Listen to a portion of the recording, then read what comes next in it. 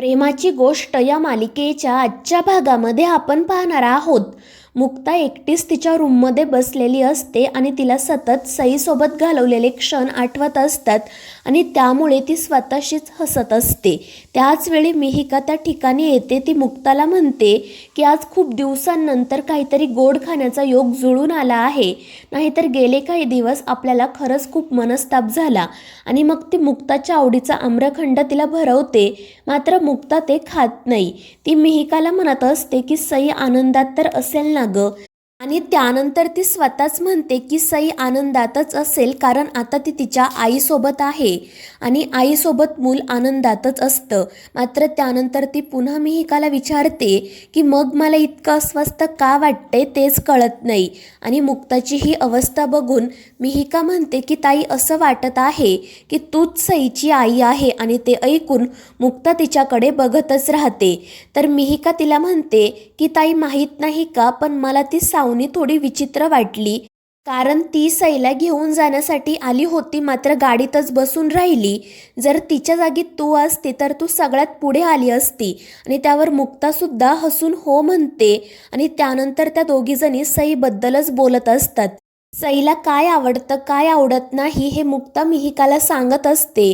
आणि तिला सईची वाटणारी काळजी बघून मिहिकासुद्धा खूप खुश होते.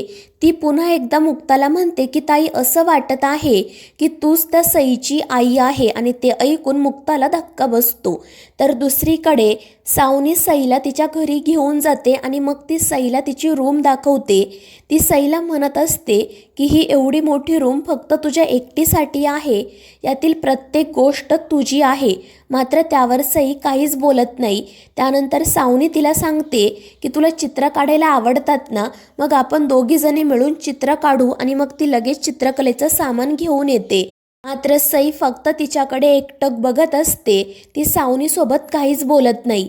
आणि त्याच वेळी हर्षवर्धन त्या ठिकाणी येतो.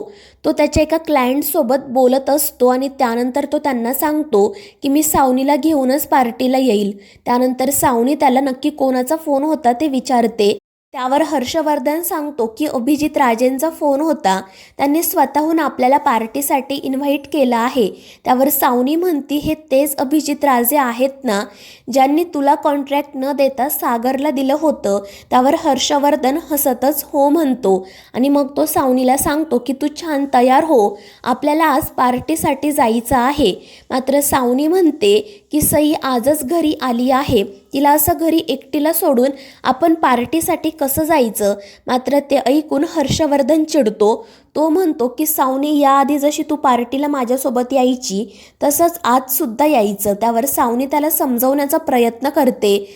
मात्र हर्षवर्धन काही ऐकून घेत नाही. तो सावनीला म्हणतो की या सईमध्ये आणि पार्टीमध्ये महत्त्वाचं काय आहे तुला चांगलंच माहिती आहे. आणि त्यामुळे सावनी खाली मान घालते. तर दुसरीकडे मुक्ता मिहिकाला म्हणत असते की ती सावनी सईला समजून घेईल ना ग. मात्र त्यानंतर ती स्वतःच म्हणते की मला ती सावनी वाईट वाटली नाही.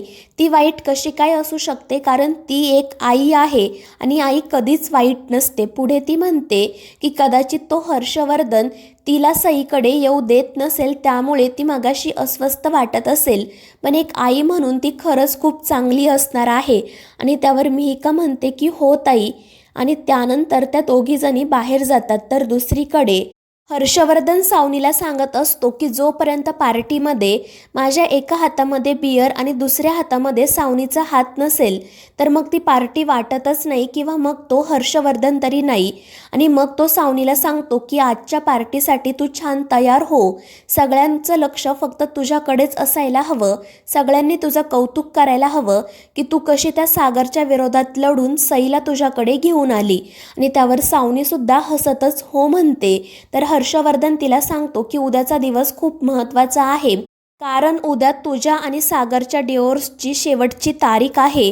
आणि त्यावर सावनीसुद्धा हसून हो म्हणते. तर दुसरीकडे प्रतीक मुक्ताला भेटण्यासाठी आलेला असतो. तो मुक्तासोबत बोलण्याचा प्रयत्न करतो, मात्र मुक्ता त्याच्याकडे बघतही नाही.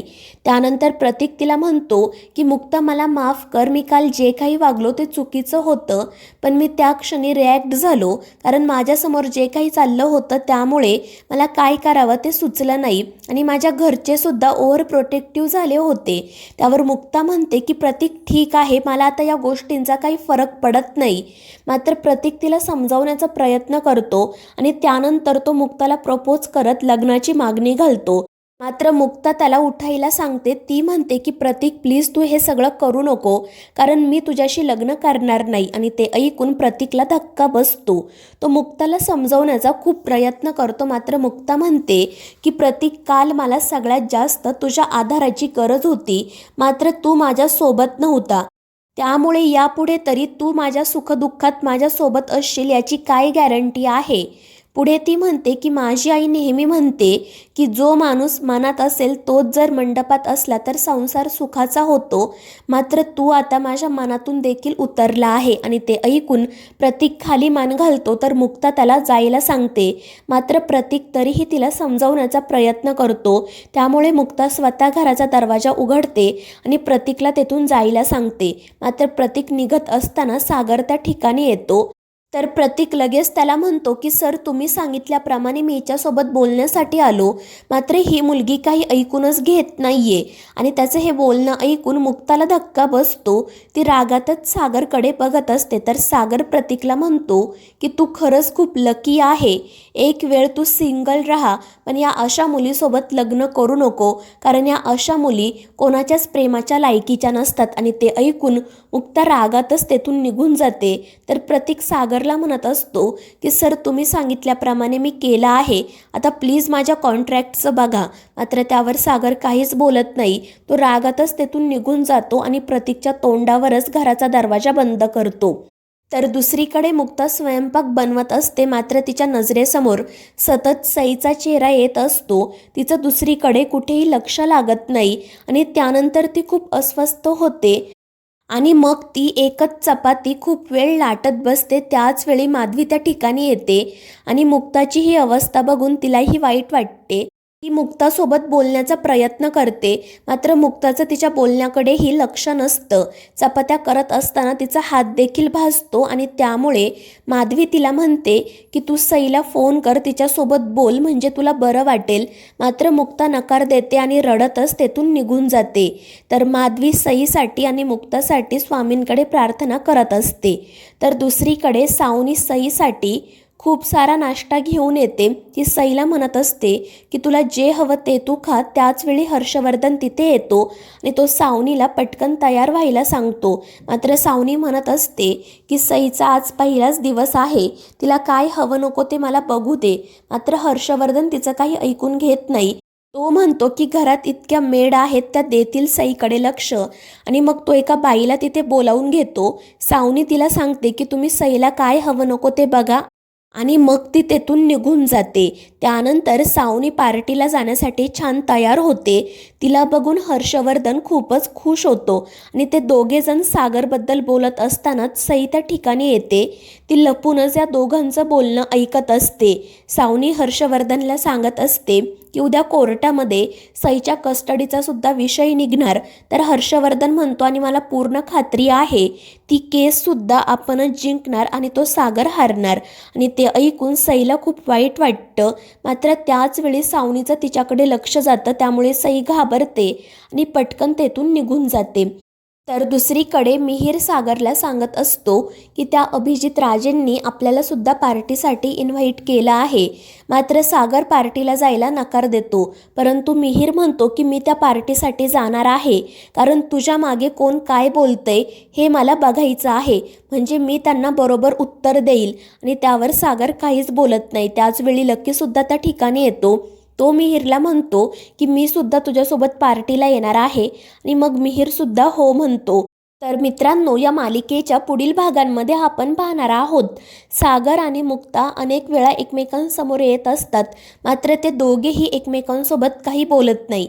तर मित्रांनो, या मालिकेच्या पुढील भागांच्या अपडेटसाठी आपल्या चॅनेलला सबस्क्राईब करा.